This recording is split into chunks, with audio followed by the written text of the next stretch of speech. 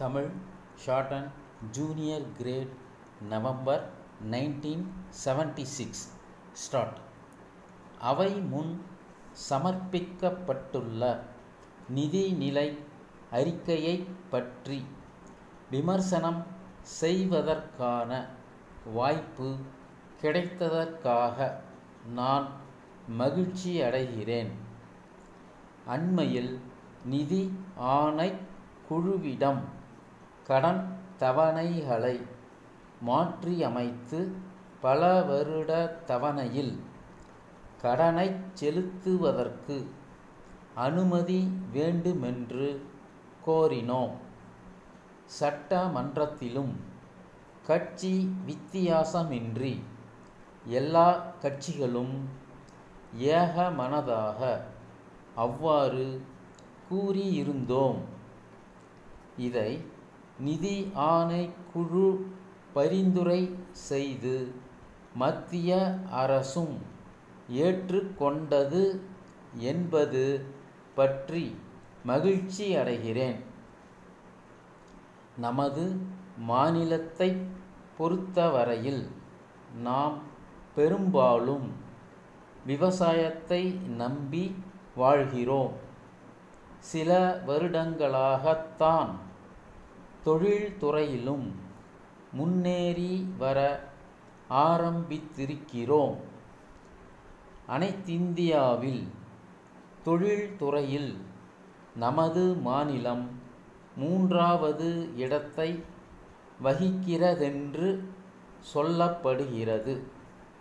ஆனால் மிக அடிப்படை தொழிலான வேளாண்மையில் எந்தவித குறையும் ஏற்படாமல் கவனித்து கொள்ள வேண்டும். அண்மையில் ஏற்பட்டு வரும் குறைகள் நமது வேளாண்மை துறையை பாதித்து விடுமோ என்று பயப்படுகிறேன். இப்போது உணவு உற்பத்தியை பொறுத்தவரையில் நாம் உபரி மாநிலமாக ஆகிக் கொண்டிருக்கிறோம். இப்போது எடுத்திருக்கும் நடவடிக்கை அந்த உபரியை இல்லாமல் ஆக்கிவிடுமோ என்று பயப்படுகிறேன். கடந்த ஆண்டு விவசாயிகளுக்கு உரமும் பூச்சிக்கொல்லி மருந்தும் கிடைக்கவில்லை. இந்த நிலைமை நீடித்தால் நம் மாநிலம் 2 ஆண்டுகளில் பற்றாக்குறை மாநிலமாக மாறிவிடுமென்று எச்சரிக்க விரும்புகிறேன். சிறிது காலமாக தொழில்களை தேசியமயமாக்குவதில் இதர மாநில அரசுகளையும் மத்திய அரசையும் விட நமது மாநிலம் முதலில் நிற்கிறது. தேசியமயமாக்குவது நல்லதுதான். ஆனால் அதற்கு வேண்டிய பாதுகாப்புகளை நாம் செய்யவில்லை. தேசியமயமாக்குவதற்கு முன்னால் இருந்ததை விட அதற்கு பிறகு தொழிலாளர்களுக்கும் மக்களுக்கும் நன்மை அதிகம் என்று எந்த ஒரு தொழிலையாவது சுட்டிக்காட்ட முடிகிறதா? முன்பு இருந்ததை விட இப்போது வேலை நிறுத்தங்கள் அதிகமாகி இருக்கின்றன. பொருள் திருட்டு போவது அதிகமாகி இருக்கிறது. இந்த மாதிரி குறைகள் ஏற்பட்டிருக்கின்றன. இதற்கெல்லாம் பாதுகாப்பு ஏற்பட வேண்டும்.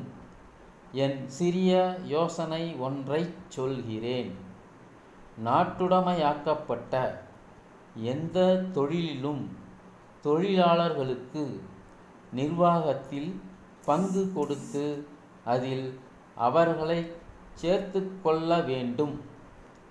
எக்காரணத்தை முன்னிட்டும் வேலை நிறுத்தங்கள் ஏற்படக்கூடாது என்பதை நாம் அனைவரும் உணர வேண்டும்.